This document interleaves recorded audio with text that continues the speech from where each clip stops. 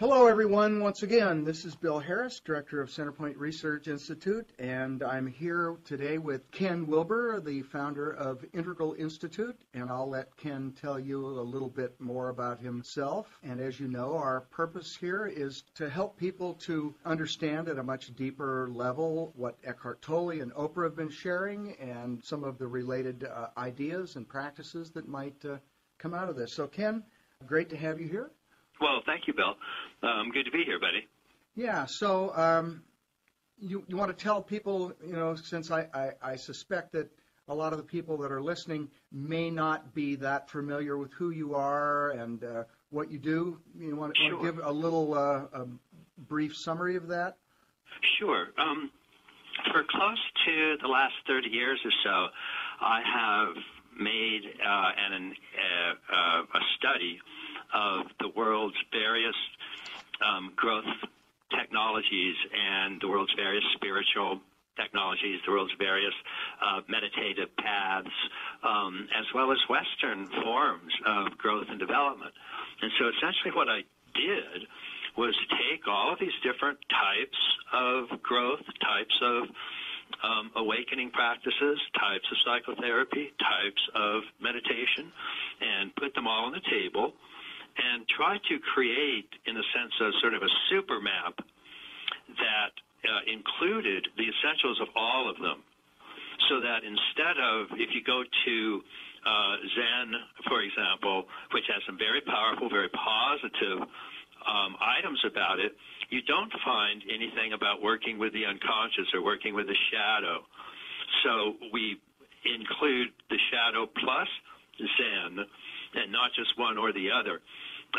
Same way with psychoanalysis, you'll end up working with shadow material, personal, unconscious material, but very little work at all on transcendental or transpersonal or meditative awakening, deep spiritual concerns.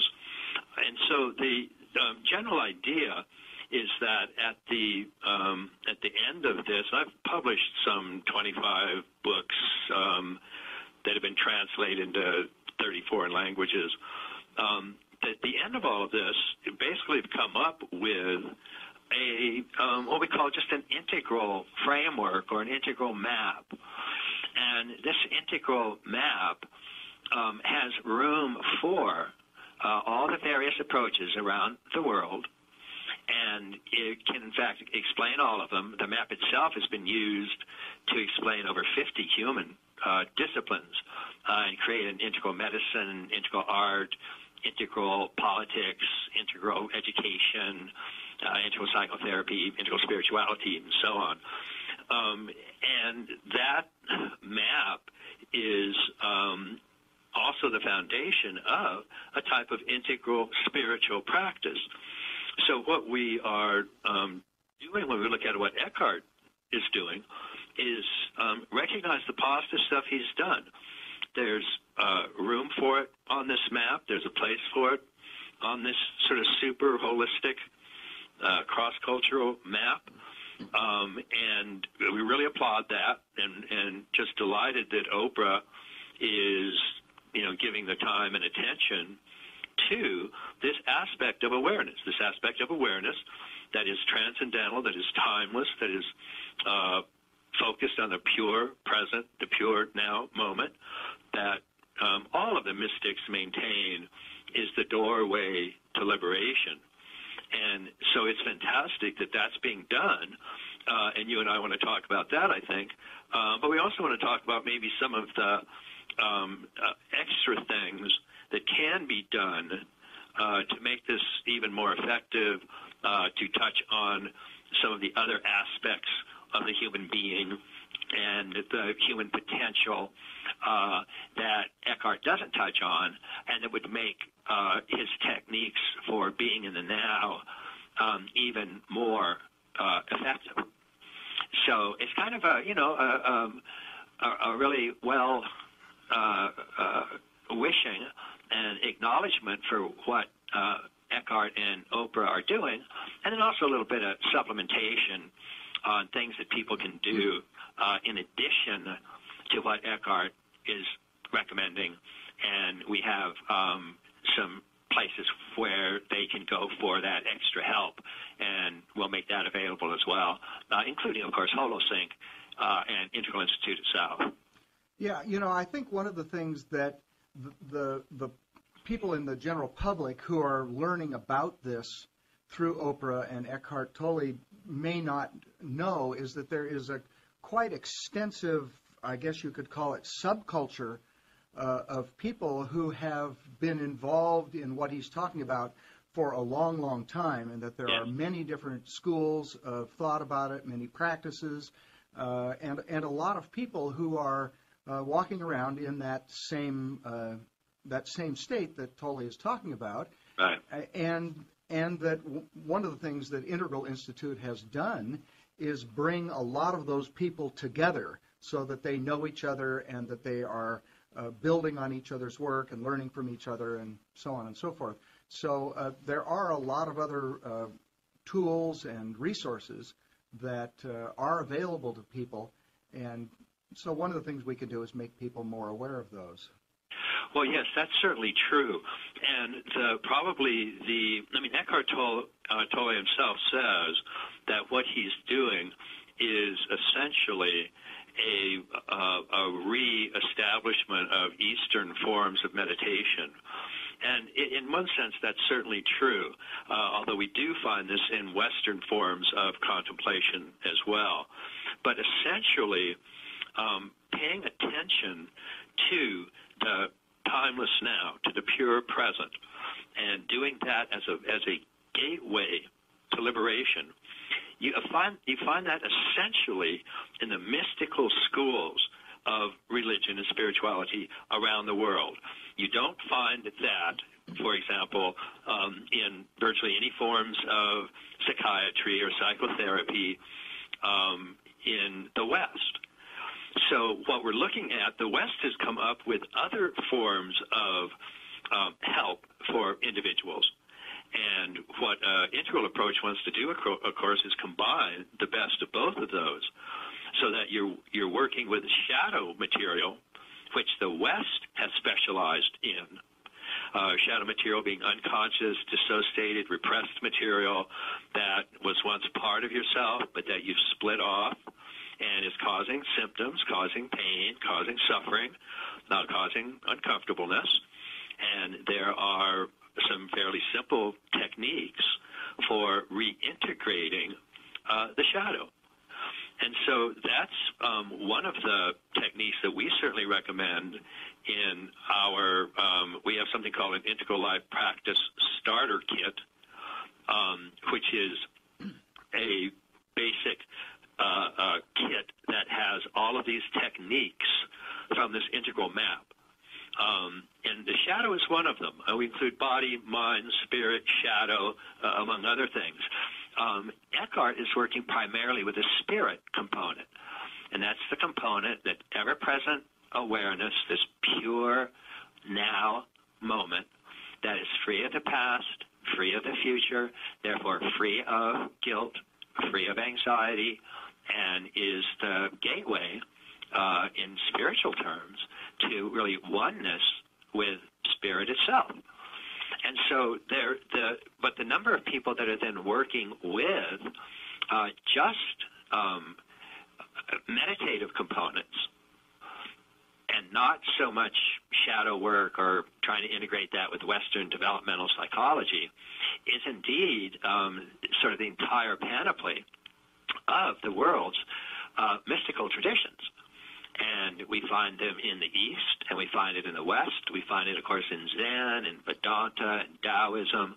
In the West, we find it in Sufism and Neoplatonism and Kabbalah and certain forms of centering prayer in Christianity.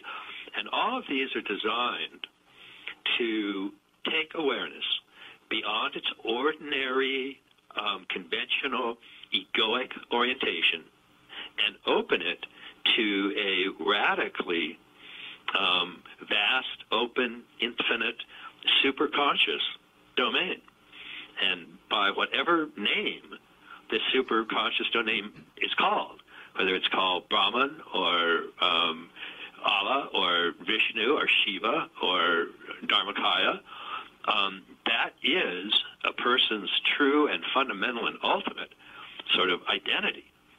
And for the world's great mystical traditions, not the world's dogmatic or standard sort of mythic orientations, but the world's contemplative mystical practices, the discovery of this awareness is the ultimate goal and aim of life, and is the aim of spirituality itself, of course.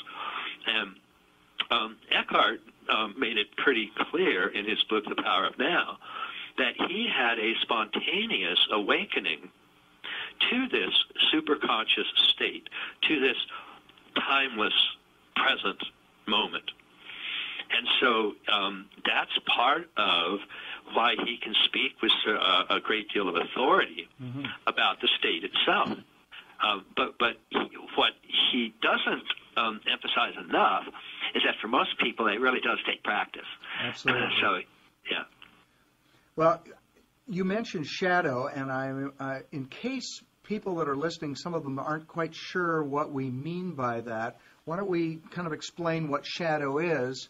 And I know right before we started recording, we were talking about the fact that this shadow material is one of the things that can kind of pull a person out of being in the present moment, out of this now space. So let's describe a little bit about what shadow is and some of the integral ways of dealing with it. Right.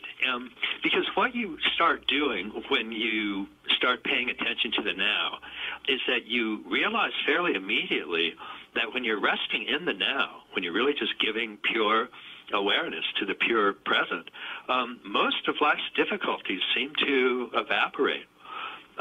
It's really true that you're free of the past and free of the future and open to this pure present. And that pure present seems to have no boundaries and is wide open and is free of most anxiety and free of most depression. And clearly that's a place where one would like to live. That's certainly the mystics agree. But so as you start doing that as a practice, you'll notice that, okay, I'm aware of the now moment, I'm aware of the now moment, I'm aware of the now moment, and then at some point you'll realize you're not. At some point you lost track. At some point you got caught in thoughts of yesterday or thoughts of tomorrow or some distraction. And so what causes that is an important aspect to look at when we're doing any type of integral practice, any type of integral spiritual practice, is to try to understand what factors caused me to fall out of this now moment. And there are at least two that are really important, and one is the shadow. And the shadow is any unconscious or dissociated material from oneself that you have pushed out of awareness, tried to deny, tried to project or dissociate. And it could be feelings of anger, could be feelings of jealousy, could be feelings of sexuality, could be power drives. And at some point in the past, these became uncomfortable feelings. And so in a typical sort of Freudian way, we pushed these out of awareness, tended to project them onto other people. Oh, I'm not angry, but that person over there is angry. Or tend to displace them, tend to have these feelings show up in disguised, morbid, uncomfortable forms. And so what happens is you're paying attention to the now, and you're paying attention to the now, and you're paying attention to the now, and then all of a sudden you're not. And one of the reasons you're not is that you're caught in shadow material. The shadow is something that was formed yesterday, and so it pulls you back into the past. So you're going along, and maybe you meet somebody that reminds you of your shadow elements, and all of a sudden you reactivate the shadow, and all of a sudden you're out of the now. And that's a very powerful thing that makes staying in the now difficult. So one of the ways that we want to work with that is in the integral life practice, an integral life practice starter kit that Integral Institute makes available. There's a entire section on working with the shadow, and that works with identifying shadow material and dialoguing with it, and then identifying with it, reintegrating with it, so that you take it back, make it part of yourself, integrate it, and then can let it go, can then literally transcend it and not have it be the source of pulling you out of the now all the time. So why don't we give a couple of examples of this so people know more concretely what we're talking about? Sure. Let's say that you have a great deal of anger or aggression, and it might be towards your boss or your partner, and at night you have a dream where there's a monster trying to attack you. And essentially, although it could come from many sources, this monster is, in fact, your aggression, your anger, projected onto an other form, projected onto somebody out there. And then that anger seems to be directed at you instead of you being angry at the person. Because you're having trouble with anger, and you're not supposed to be angry, and nice boys, nice girls don't get angry. So instead of getting angry at the boss or angry at your partner, you project it. And it shows up then on other people or other forms. It shows up in dreams where they are attacking you. So the monster is after you. The monster's angry at you. The monster wants to eat you. And so what we would do in shadow work is take any image from a dream that is very, very powerful, very disturbing. And necessarily this can be positive stuff too. You can project your positive qualities and then basically sort of be romantically falling in love with qualities that are actually a part of yourself. And that happens a lot too. But disowned in yourself. Yes, exactly. But in any event, what we do is take these images, and they can be people during the day or dream images at night, and we basically identify them, and then we put them in a chair. We imagine an empty chair. We put the figure there, and we start talking to it. So I would talk to the monster. What do you want? And then I would take the role of the monster, talk back to myself, say, I want to kill you. And then go back and forth, identify with those qualities, recognize them in yourself, befriend them. And then they tend to take on a much, much softer texture, and they become much, much less problematic, and much, much less likely to be projected. And then, because once you have a world full of your own projections, then it's very hard to stay in the now.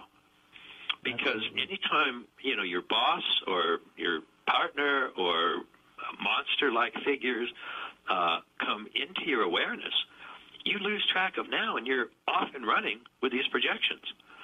So these psychological unconscious aspects are one of the primary items that pull you out of now awareness. And so they're one of the primary things that we want to work with. And we also know this. It's important to work with shadow elements, because you can make a fair amount of progress in now awareness and yet still not have taken care of shadow elements. And so we know a lot of people that are long-term meditators and still have really severe shadow issues. And so they're just sort of forcing attention over ignoring those shadow elements. And what we want to do is just acknowledge them right up front, get in there, befriend them, and re-own them. So once that happens, then also you can stay in the now and make progress in resting in the now in a much, much more stable and efficient way. So one of the things that really keeps people out of the now is this unresolved shadow stuff. Right. And one way to describe this for people to make it even more clear, I think, would be to say, if there are people who, you know, you're always bugged by a certain kind of people or a certain kind of situation, there is probably a shadow aspect of yourself involved. And the same thing could be said about if you always feel attracted to and you're kind of putting on a pedestal or idealizing a certain characteristic in people. That could be a positive shadow part of you, a part of you that you have disowned and pushed down. And both of them are very valuable to work with, and both of them could keep you from being able to be in that now moment, including the positive projections. Yes, that's exactly right. And both of those are really important to spot and to notice and to work with. And one of the easiest ways is at the end of each day, just review the day. And in your own mind's eye, think of who it was that bothered you the most and who it was that attracted you the most. And those are two good images to work with in this shadow technique. And the same thing when you wake up. Just review the dream state and see what images annoyed you, or frightened you, terrified you even. And then on the other hand, which things you found incredibly, overpoweringly attractive. It's not to say that the boss isn't controlling.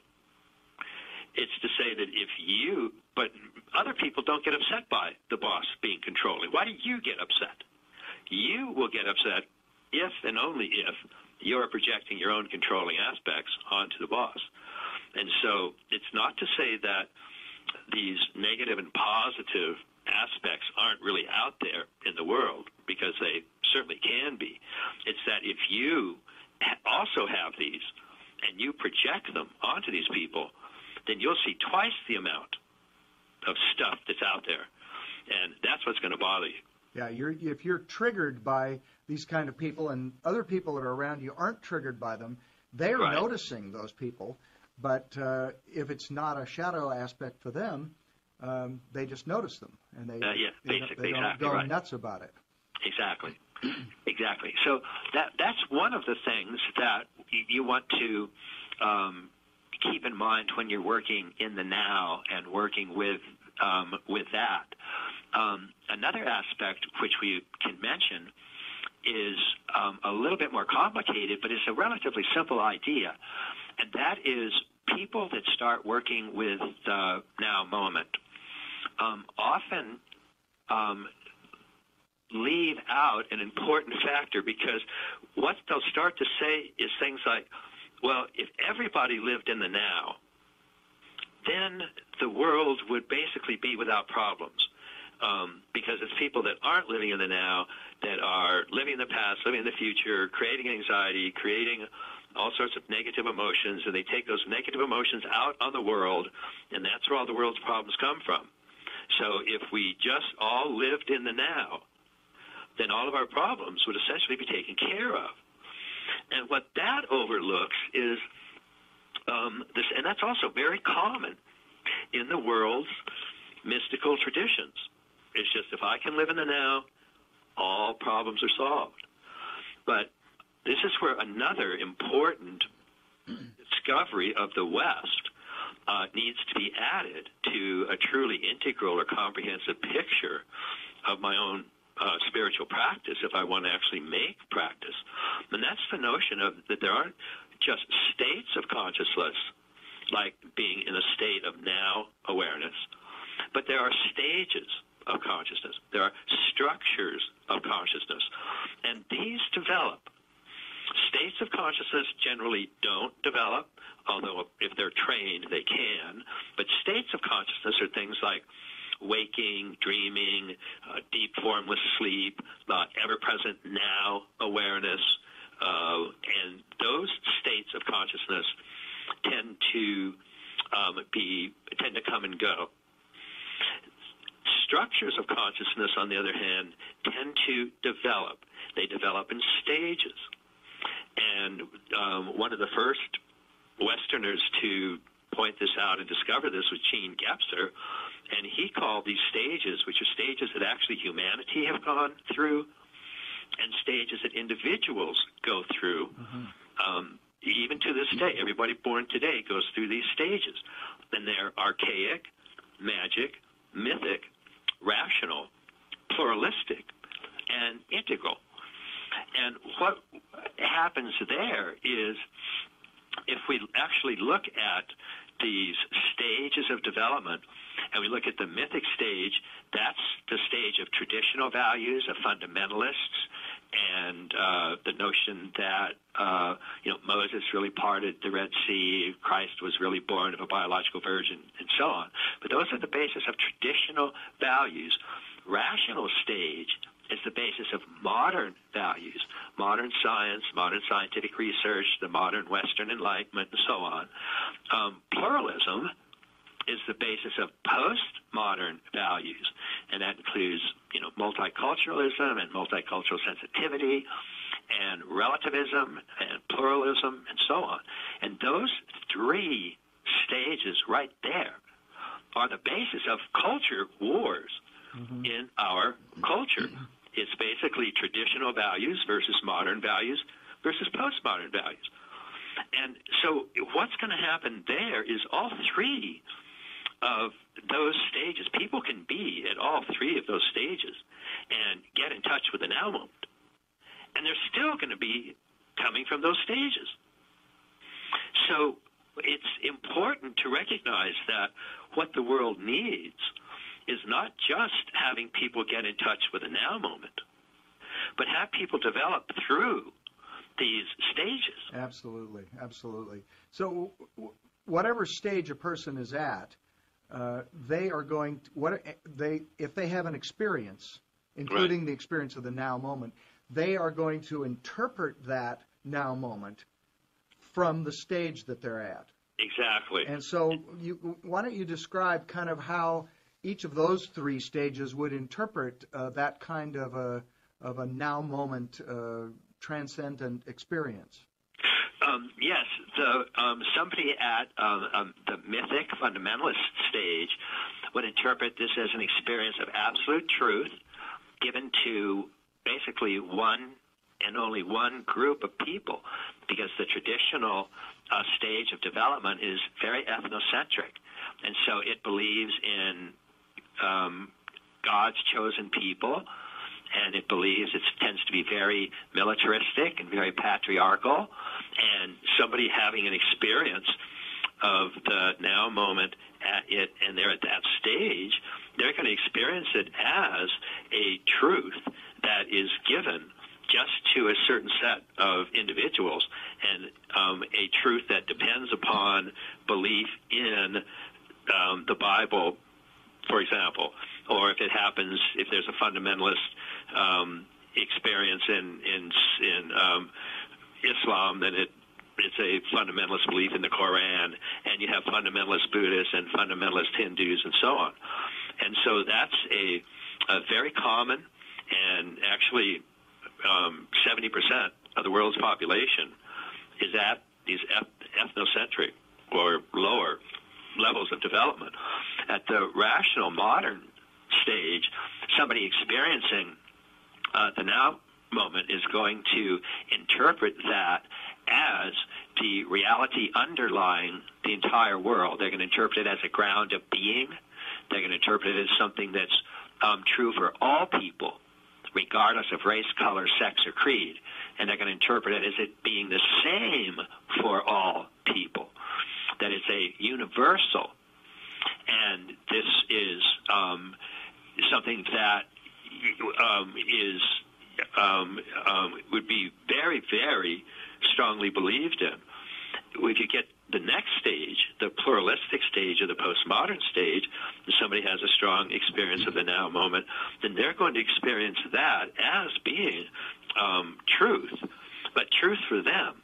And they're going to maintain that other individuals, other sentient beings, could have a different type of experience of this now moment, that this now moment could show up in different forms and in different ways, and it's not universal. because there are no universals for somebody at the pluralistic stage. So even though they're having this powerful, powerful experience, when they come out of it and interpret it, they're going to interpret it as still being pluralistic. And so these are examples of what happens when people have these experiences, but they will interpret them through the stage they're at. And the important thing is that all of these early stages of development all have one thing in common, and that is they believe that their value structure is the only correct value structure that there is. So the fundamentalist believes that his or her fundamentalist values are the only ones that are really true, and the modernist believes that modern scientific methods and modern rationality are the only methods that give actual truth, real truth, and others are all wrong. And the postmodernist, the pluralist, believes that even science is no more real than poetry, and that they're all truths are relative, and so they believe their truth, that all truths are relative, is the only correct truth anywhere in the world. Well, what happens when you get to the next stage, which is called an integral stage or the integrative stage, is that that's the first stage where individuals who are at that stage realize that all of the previous values have some important place. They have some important role to play, that they are fundamentally important, and that they exist for an important reason, and that they're part of humanity's development. So the integral stage finds room for all of the previous stages and understands that all of them are necessary in terms of overall growth and development. And so, in a sense, the way we would sort of summarize the ideal situation for a person is that they would be fully ensconced in the now moment and do so from an integral level. And now that combination is something that would give us a chance for world peace. But having individuals at the pluralistic stage or at the modern stage or at the traditional stage, having those people have pure now experiences is not going to guarantee world peace, because all of those values are at war with all the others. All of those values still believe that they're the only correct value, everybody else is wrong. And that will guarantee warfare, even if the person is living from the now moment.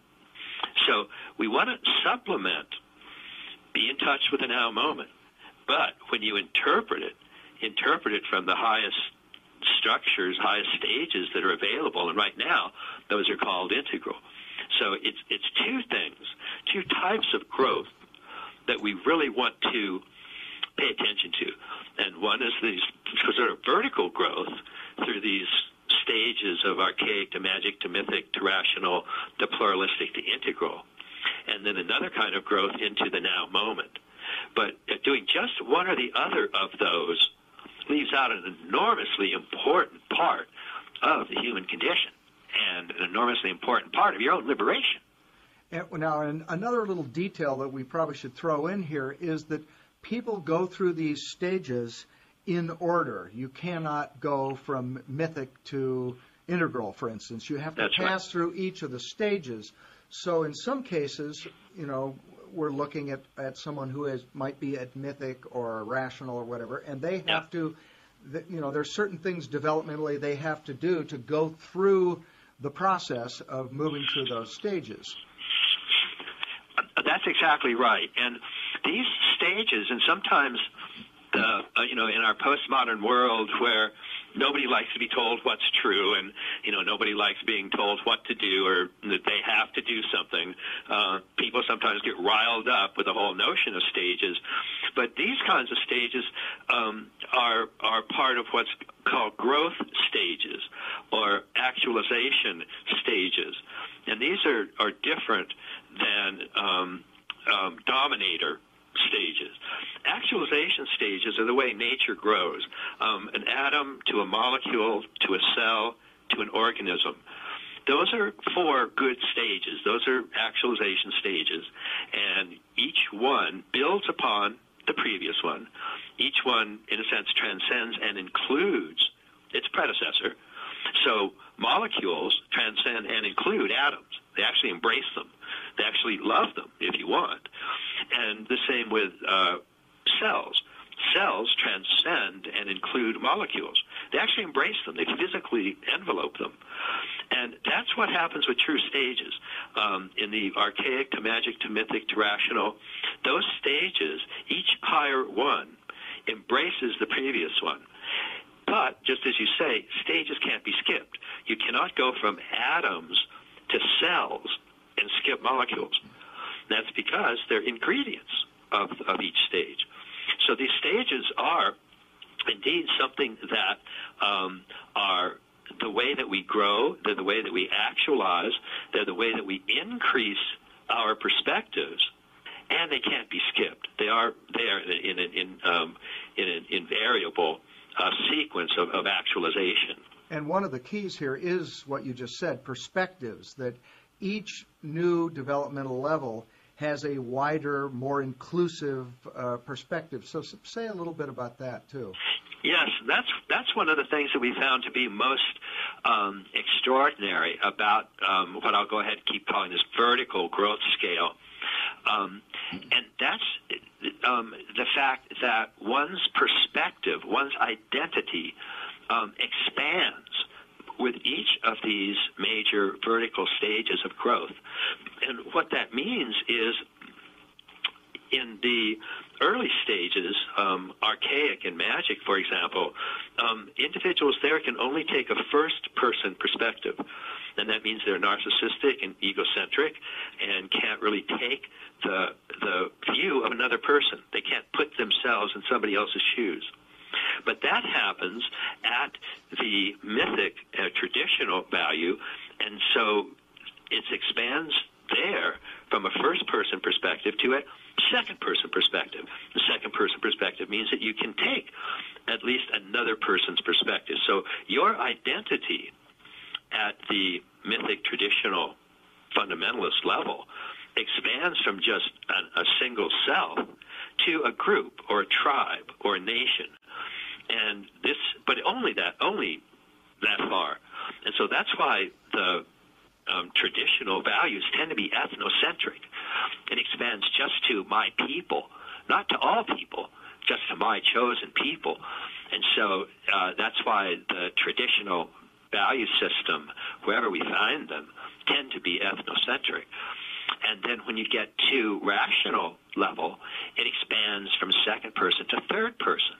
And a third person essentially means universal. So starting with the rational stage of development, individuals are looked at and judged according to world-centric standards, not egocentric like archaic and magic, and not ethnocentric like traditional, but world-centric. And that means that a person is judged regardless of race, color, faith, or creed. And so that's another expansion of perspectives. And we find the same thing continuing into the higher stages.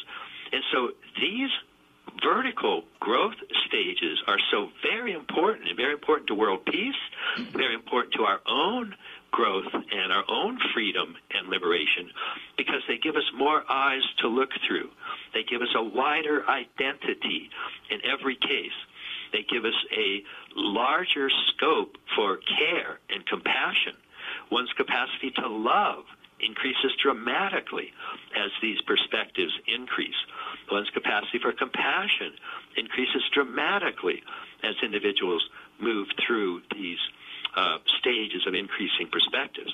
And so, again, you can be at the fundamentalist stage and have a complete, full now experience. And you will interpret it, as we said, according to ethnocentric standards. And so the importance of having these vertical stages added to states like now moment is important, because both of those are the ways that we mark our freedom. And so we don't want to have individuals going around living from the now moment, believe that they're plugged into the absolute, and yet be only at, let's say, the traditional level, where their absolute is just going to be ethnocentric. It's just my chosen peoples are the ones that realize this. Nobody else does. And as a matter of fact, we know there are several mystics that are very aggressive and warlike and ethnocentric. They are perfectly aware of the timeless now moment. They're perfectly plugged into it. But their vertical stages of growth are not as high as they could be. And so that's what we want to be careful about in praising either one alone. Many Western developmentalists praise and work only with these vertical stages of development. They work only with archaic, magic, mythic, rational, and so on, and they have no concept of a timeless now. They have no concept of pure presence. They have no concept of a supreme identity of the self with a ground of being.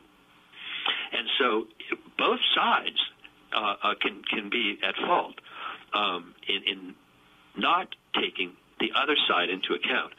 So we have two major ways of growth available to human beings. One is through these vertical stages, and one is through these horizontal states. Both of them are crucial. Both of them are absolutely crucial. Now, this brings to mind for me a couple of questions that I want to ask you. One of them, certainly you're not saying that it's not useful or desirable for someone at some of these lower developmental levels to have this experience of the now. And obviously, or very likely, many of the people who have read Tolle's books or have heard these lessons online that Oprah has created with him are not at this integral level of development. They're at one of those other three that you mentioned. Right.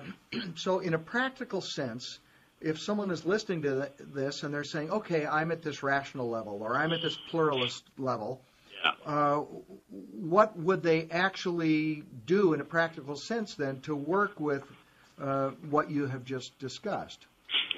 Well, that's where we have basically, we have to look at all of the information that Western developmental psychology has developed in terms of what helps people to grow and develop vertically through these stages.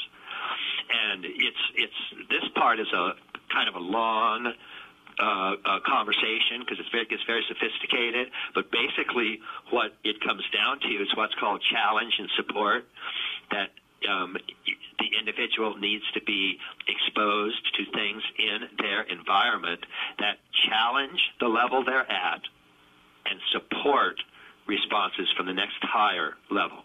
Which expands their perspective. That's right. And so what we've done in the Integral Life Practice Starter Kit is include the largest number of practices that have shown to help with this vertical transformation. So we've included those in the package, along with those things that help people get in touch with the now. So we've included techniques for basically both of those. And let me just say that one of the things that does help with vertical growth, not always, but all things considered equal, meditation itself can help. It doesn't automatically cause it, because if it did, all mystics would automatically be at the integral level. And a vast number of mystics are at the fundamentalist level, frankly, or at the scientific level. But it is a strong way to help with vertical growth. And so that's why things that help with spiritual practice can help vertical growth. Other things are required as well, but that can be very helpful. And so doing things like HoloSync, doing things like Big Mind, these can be very powerful ingredients in an integral transformative practice, in an overall practice that helps people move their perspectives upward. So I would just toss that in as individuals can start by, getting the Integral Life Practice Starter Kit or going into some of these meditation practices. But just with the idea that increasing perspectives are a necessary part of the growth process. Right, and I'll just give a little commercial here for the Integral Life Practice Starter Kit because I have recommended it myself to thousands of people, and I think it is probably the most sophisticated collection and easy-to-use collection of practices out there, and that if people want a very easy-to-use way to really begin to implement and embody the things that Eckhart Tolle is talking about, and some other things that we're adding to that discussion. This what we call ILP kit, Integral Life Practice Starter Kit, would be a great way to go. Well, thank you. At the end of this, we can sort of tell people how they could Sure. get that. Now, my second question that popped into my mind is that I am suspecting that a lot of the people that have run into Tolle through Oprah are probably of the Christian persuasion in some way. Right. Whether they're at mythic or rational or pluralistic or perhaps even some of them at integral. Right. And particularly with traditional mythic Christianity, which is the Christianity that most people come into contact with. Right. Even though it may be a sort of a softer form of it in some cases, not a real hard fundamentalist form of it, there are things in Christianity that seem to be at odds with some of what Tolle is talking about.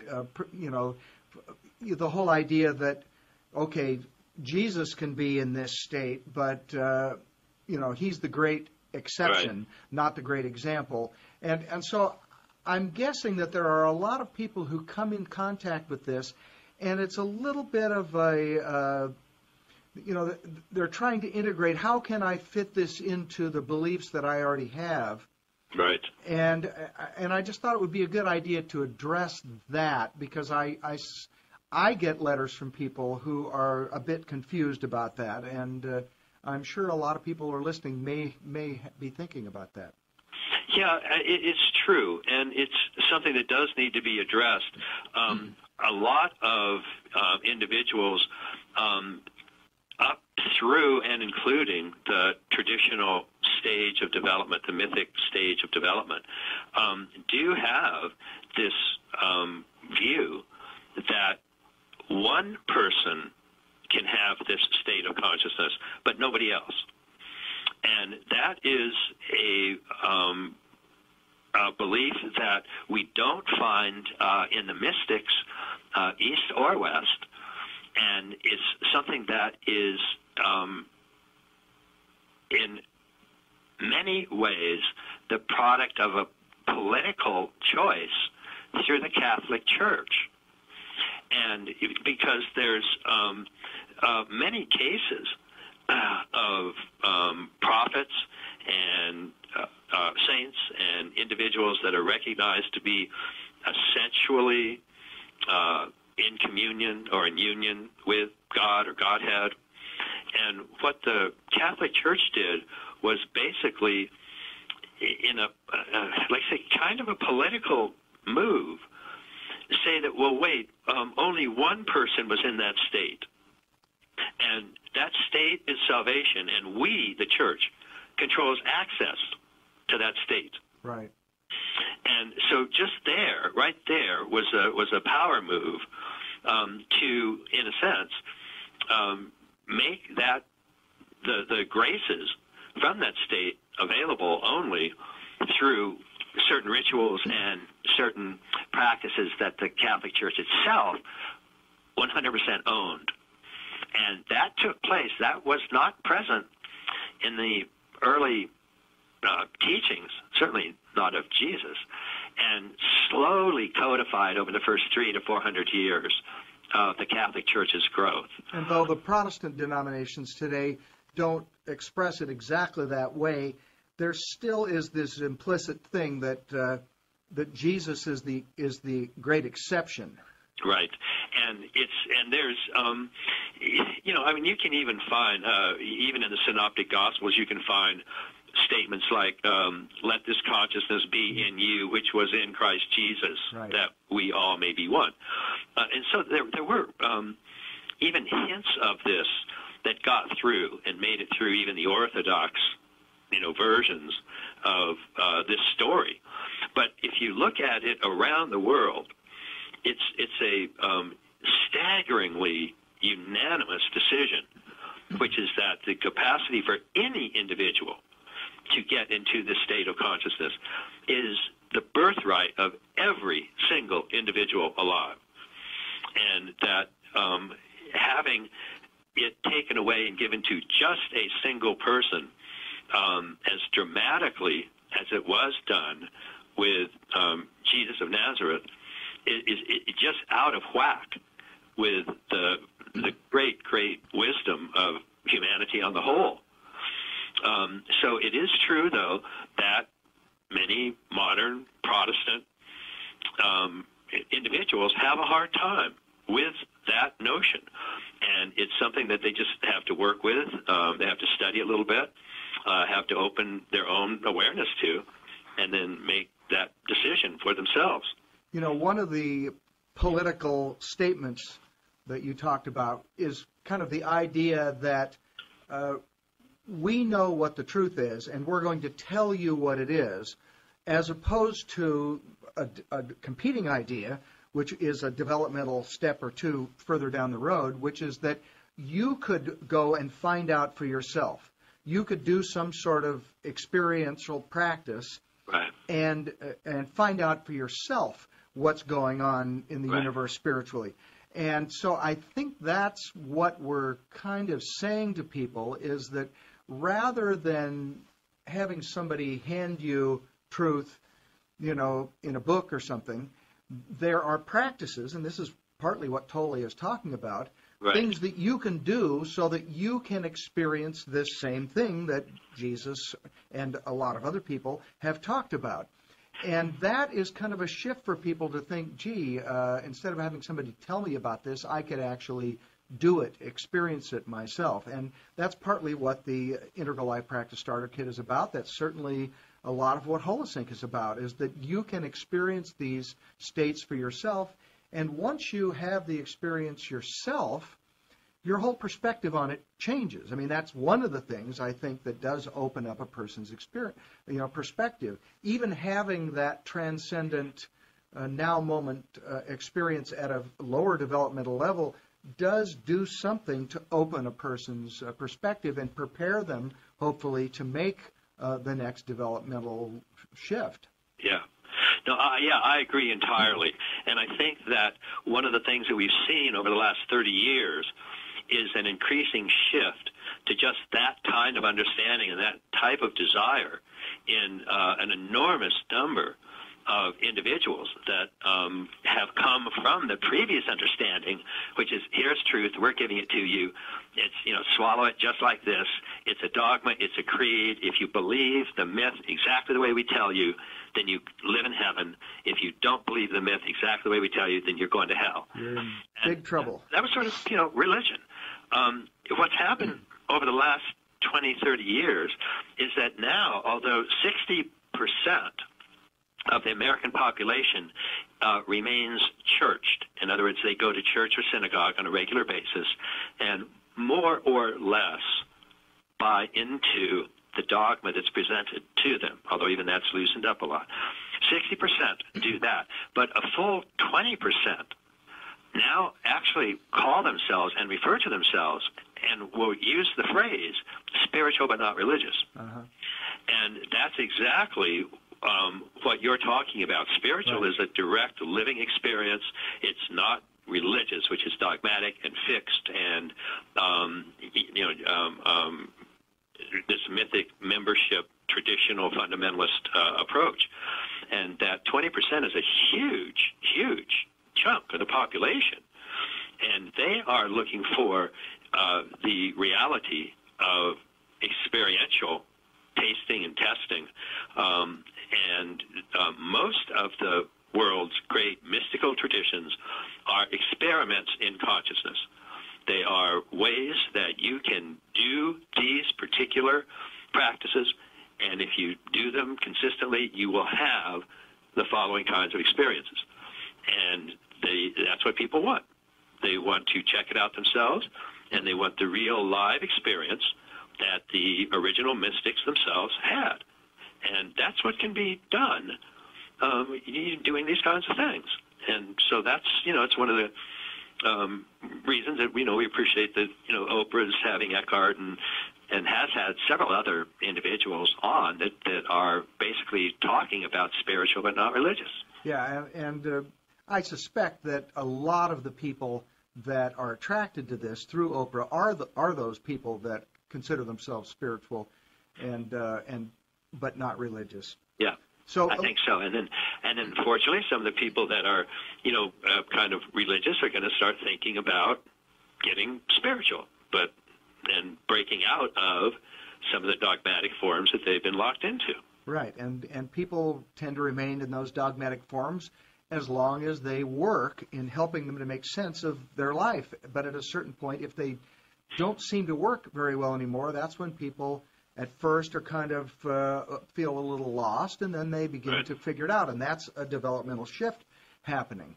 Yes, it is. So let me throw something else in here, because if we look at the next developmental level, the rational level, you've got a lot of people that look at what Tolle is saying, and certainly he's not the only one saying it, but we're kind of focusing on this as a platform.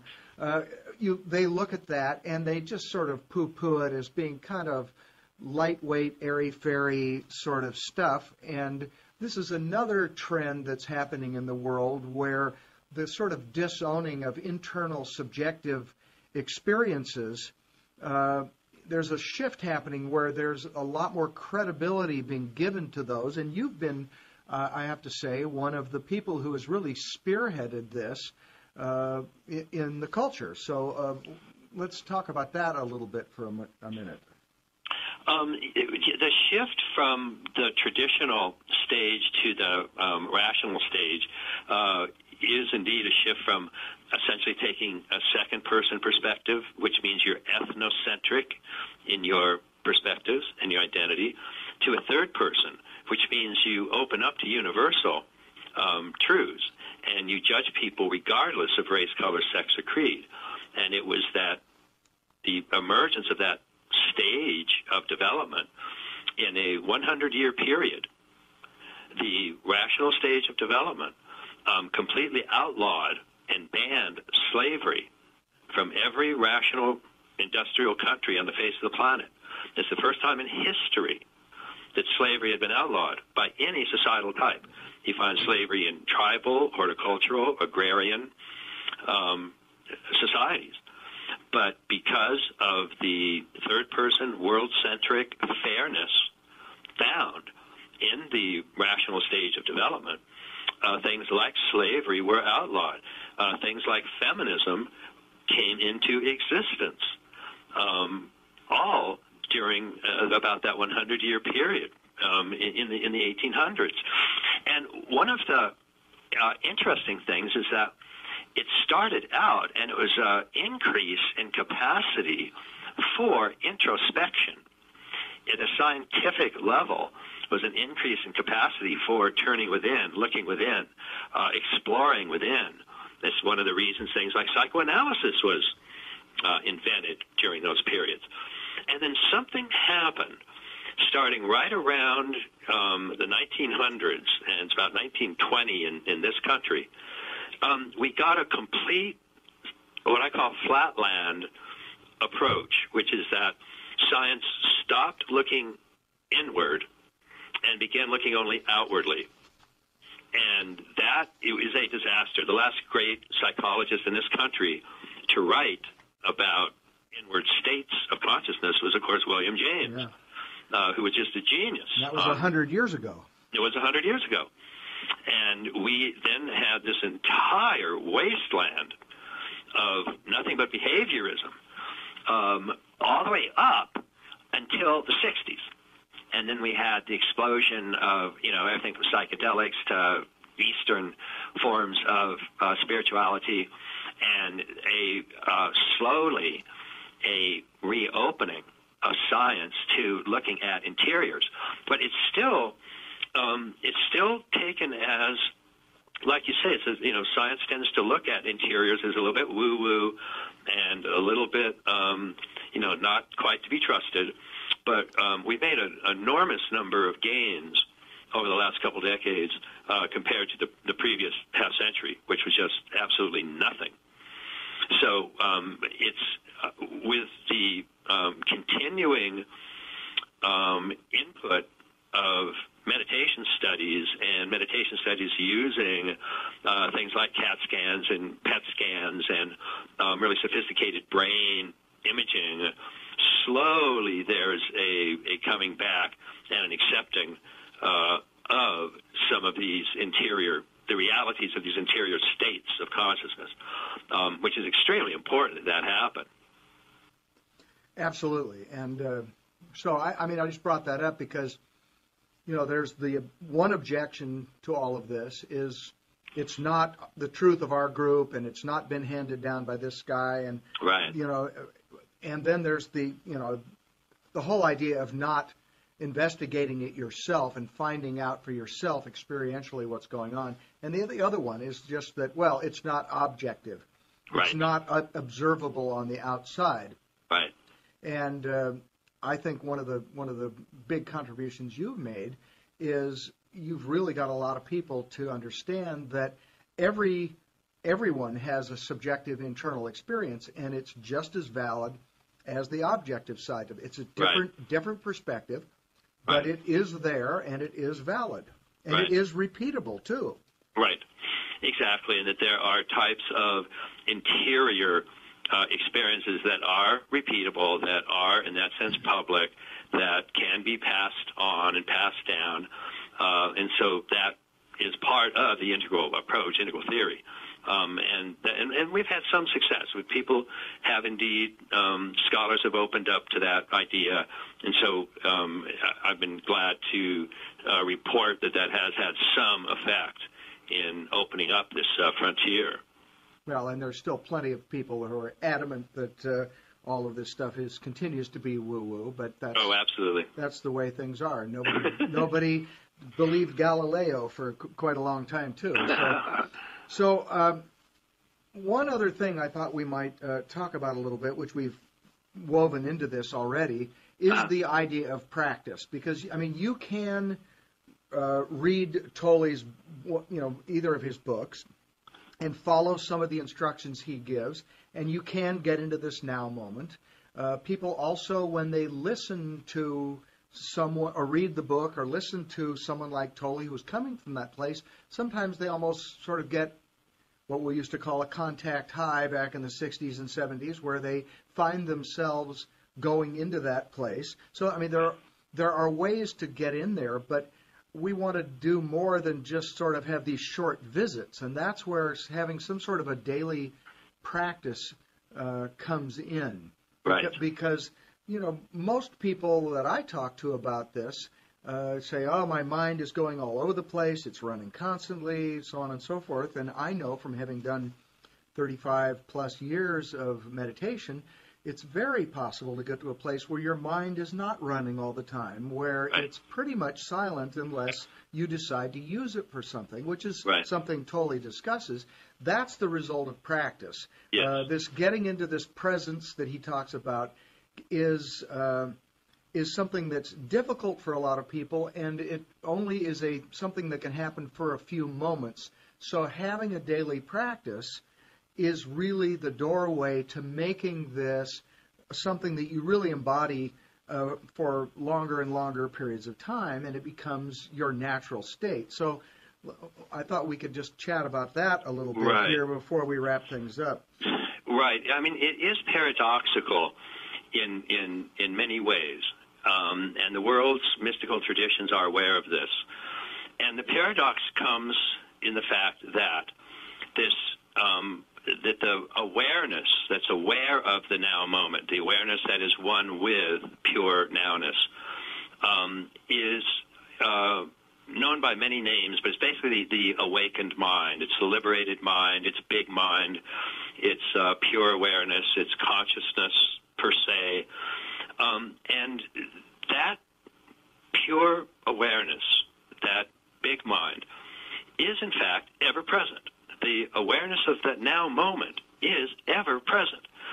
And it's something, I mean, people right now, whether they realize it or not, there's sounds are happening around them. They are automatically hearing these sounds. People are hearing the sounds of our voices. You don't have to make any effort. It's coming straight out of the now. You are aware of the now moment right now. That's all you are aware of right now. If you have a thought of yesterday, that thought occurs right now. If you have a thought of tomorrow, that's not tomorrow. That thought of tomorrow occurs right now. The only thing you are ever aware of is the timeless present. And so you don't have to do anything to get into that state. It's not hard to get into that state. It's impossible to avoid. You can't get out of it. You can't get out of it. So that's well, on the other hand, there is still, while you are not fully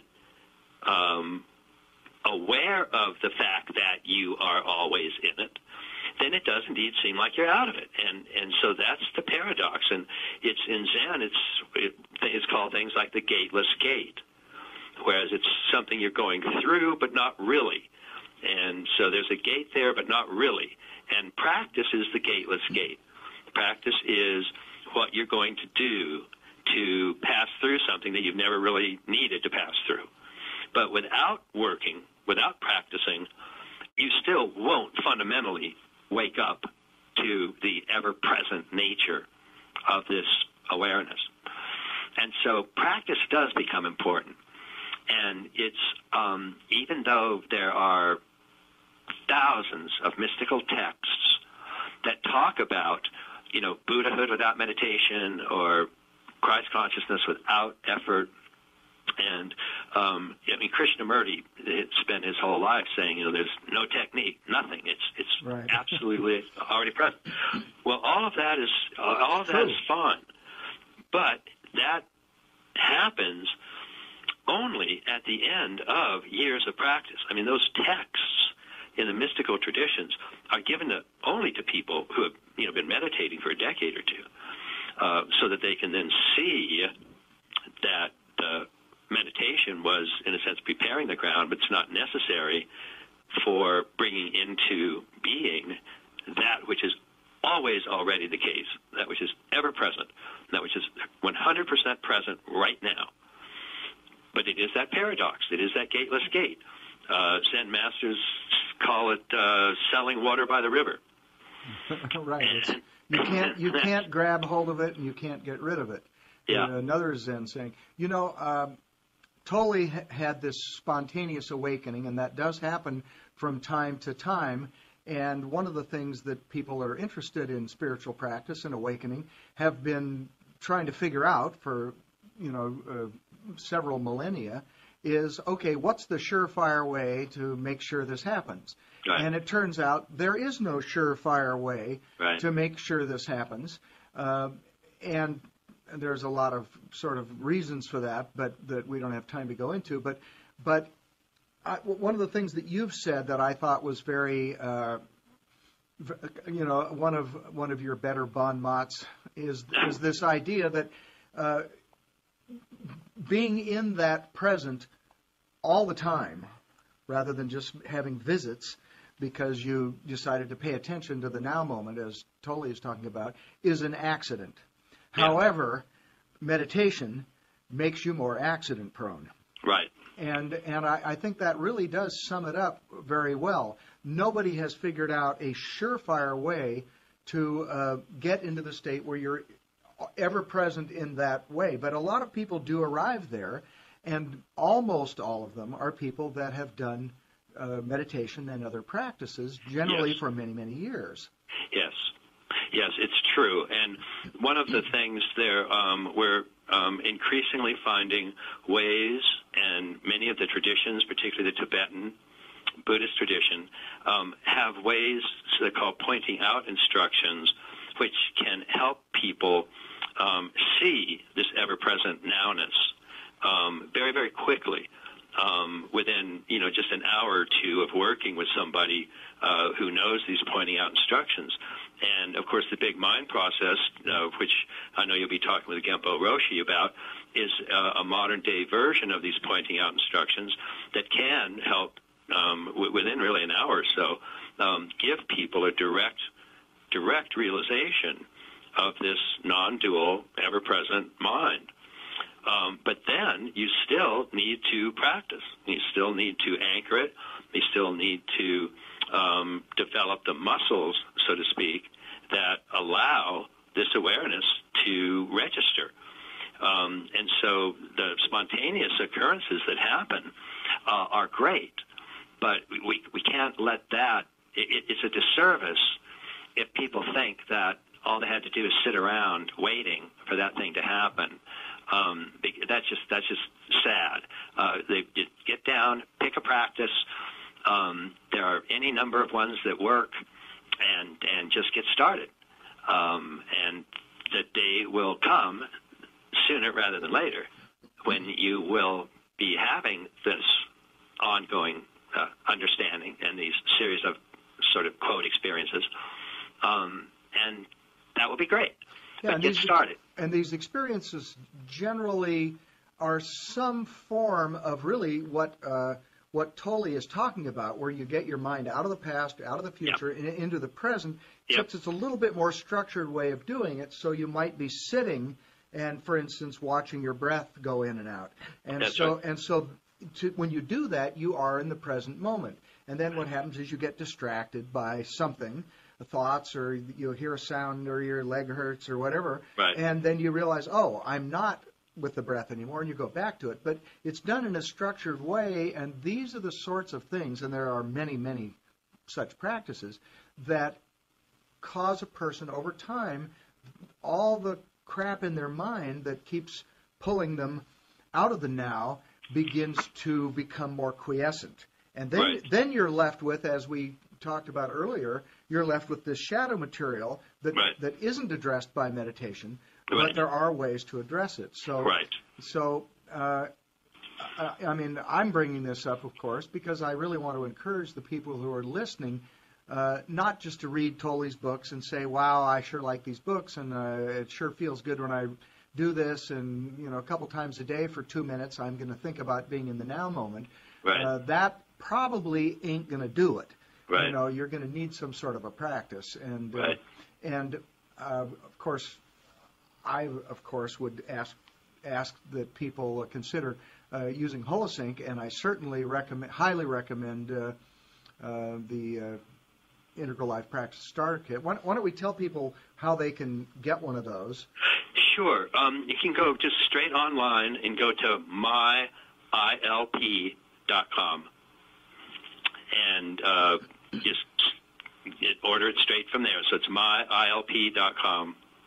And I know you guys have some sort of a money-back guarantee on it or something, so that if people can get it and try it, and if they, for some reason, don't think it's for them, they can always send it back. We have the same thing with Holosync, a 1-year money-back guarantee. In fact, with Holosync, people can get a free demo CD of it and try it before they even decide to buy the thing. So.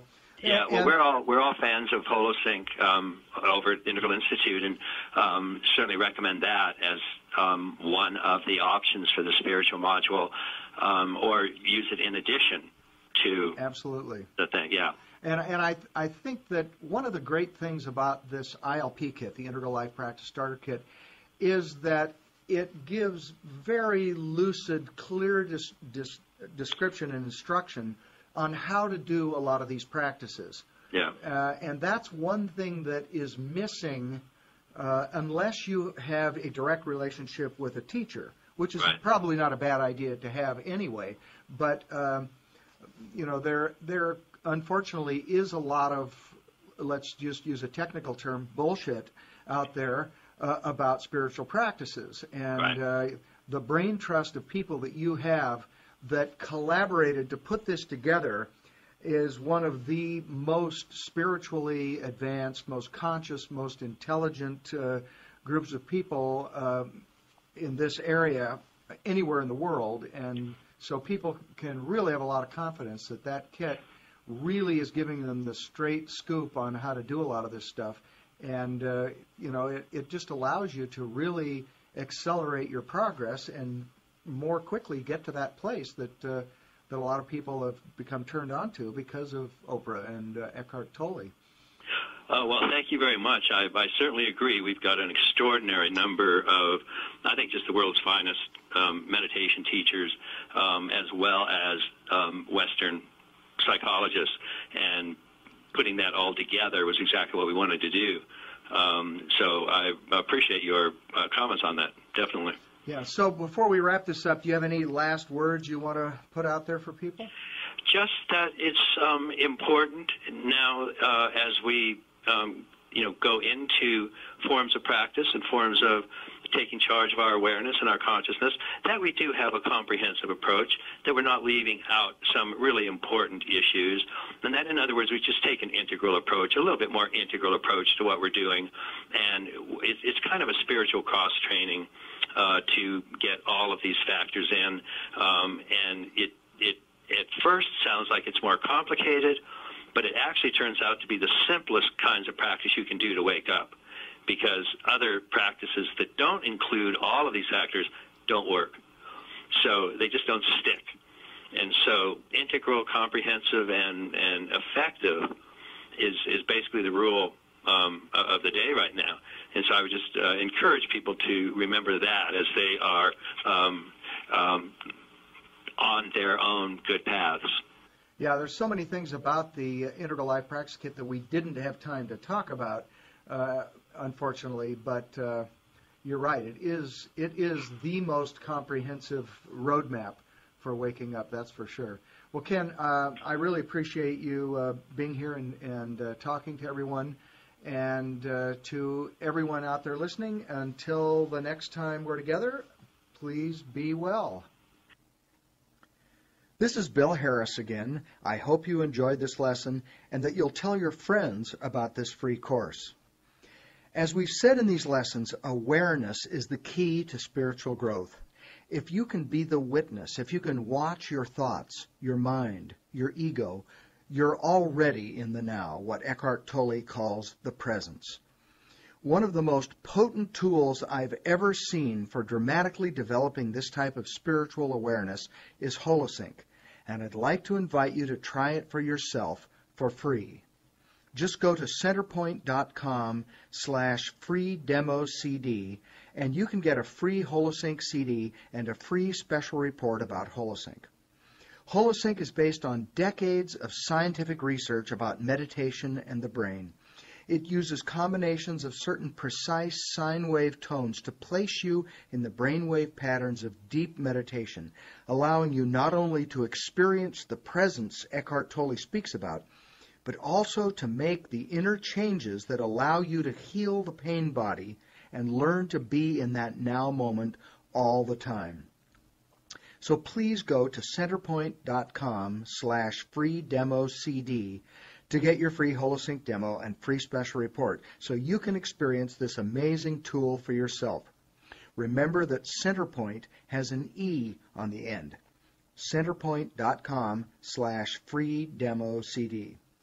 And again, thank you so much for listening.